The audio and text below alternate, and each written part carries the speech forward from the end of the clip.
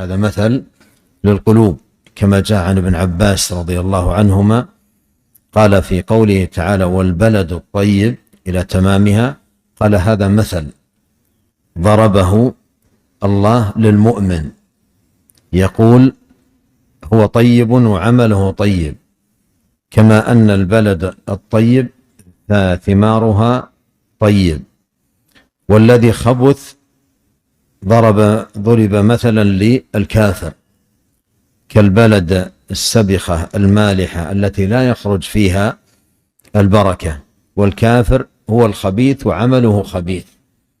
هذا مثال للمؤمن والكافر. والوحي المنزل من رب العالمين شأنه مع القلوب كشأن المطر مع الأرض، كشأن المطر مع الأرض.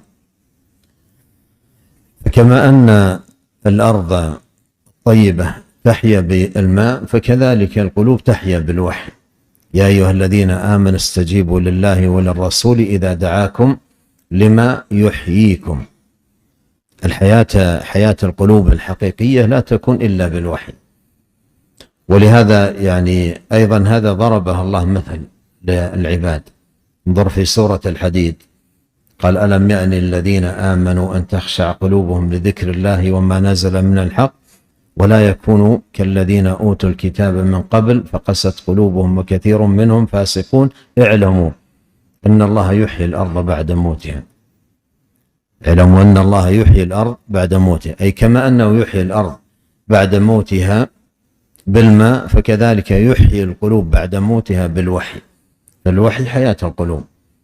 فهذا مثل ما قال ابن عباس ضربه الله سبحانه وتعالى لانتفاع المؤمن بالوحي وعدم انتفاع الكافر به. والبلد الطيب يخرج نباته بإذن ربه والذي خبث لا يخرج إلا نكدا كذلك نصرف الآيات، ننوعها ونبينها ونفصلها، نصرف الآيات لقوم يشكرون.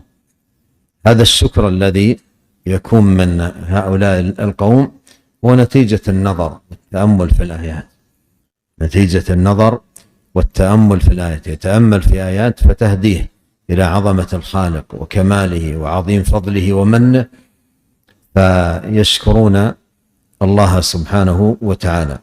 وأعظم الشكر التوحيد، أن يخلص الدين لله سبحانه وتعالى.